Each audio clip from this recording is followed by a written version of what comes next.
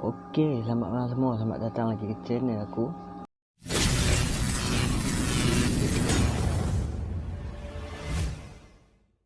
Okey, malam ni aku nak cerita satu cerita seram.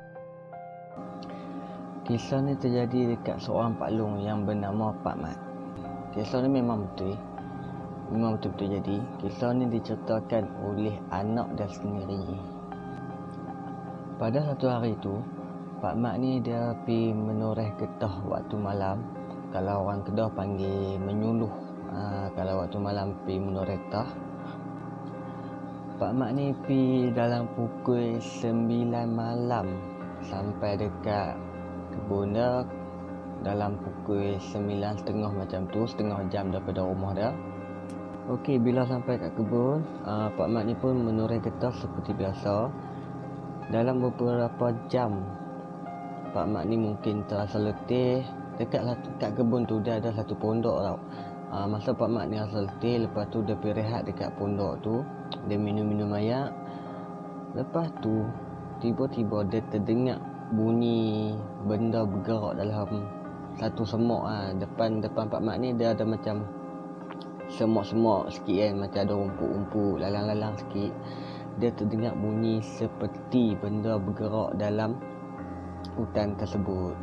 Pak Mat ni pun ambil lah lampu suluh untuk tengok apa benda yang ada dalam hutan tersebut kan. Masa Pak Mat ni suluh, tiba-tiba Pak Mat ni terkejut sebab dia ternampak seekor ayam putih keluar daripada semut tu. Pak Mat ni tanpa fikir panjang, dia terus pergi ambil ayam tersebut. Okey, nak dijadikan cerita, masa Pak Mat ni ambil ayam tu, dia pusing belakang. Masa dia pusing belakang tu, dia ternampak seorang perempuan berpakaian putih.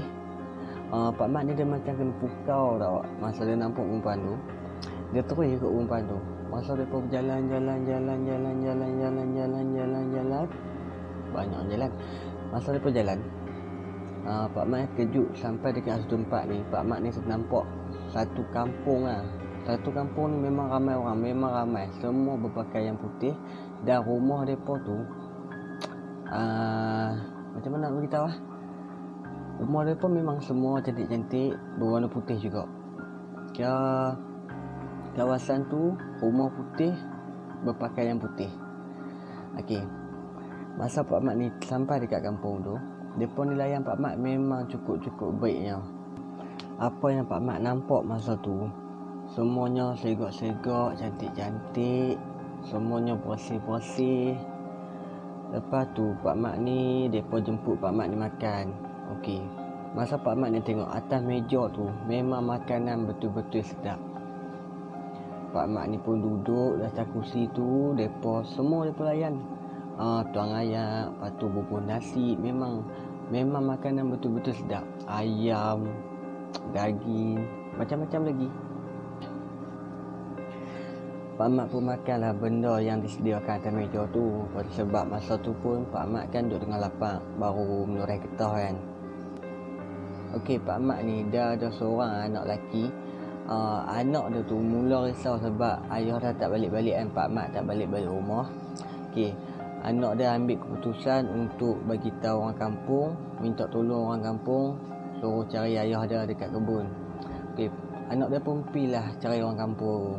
Pergi panggil orang kampung.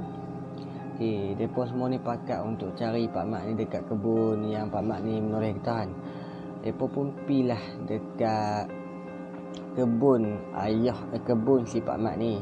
Okey, masa depa sampai dekat kebun tu, depa ternampak motor Pak Mat masih tungkat elok lagi duduk dekat kebun getah yang Pak Mat tu menoreh kan. Masa depa nampak motor Pak Mat tu, depa pun berpecah. Seorang ke sana, seorang ke sini. Kalau berpecah, mungkin dalam masa tu dalam 15 orang lebih kurang macam tu lah. Ramai juga lah. Depa berpecah cari Pak Mat sampai atas bukit, sampai bawah bukit. Cari tak jumpa. Jadi depa ambil keputusan untuk pergi panggil ustaz. Dekat kampung ni dia ada satu ustaz. Ustaz ni memang ramai lah orang kenal kan. Aku tak boleh nak bagi tahu nama apa ustaz ni. Tapi ustaz ni memang ramai orang kenal.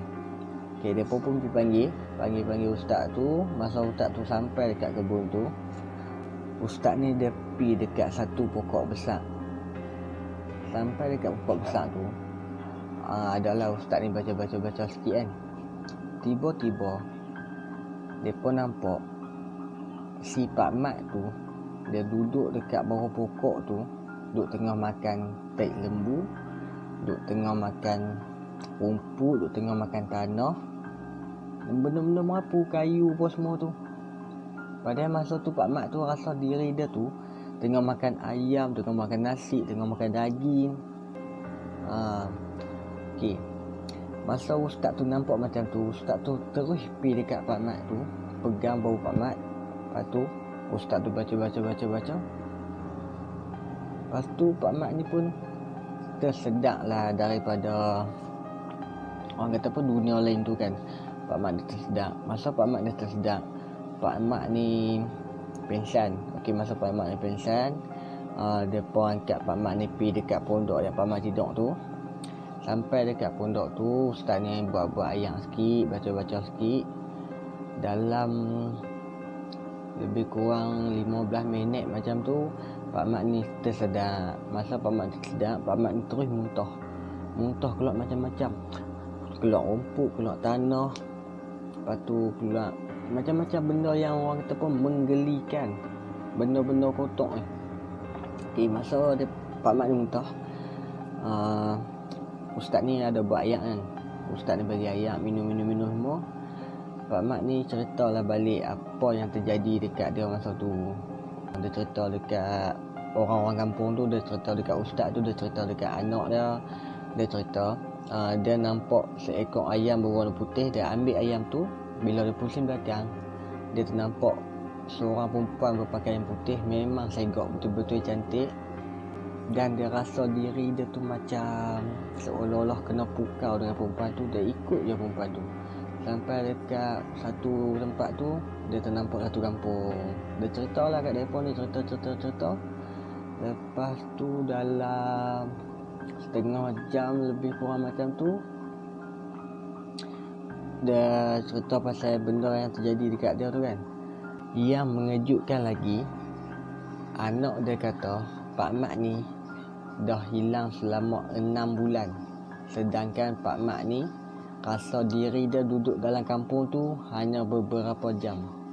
Okey, itu saja cerita aku malam ni. Hampa jangan lupa subscribe, like, share dan komen. Okey, ciao.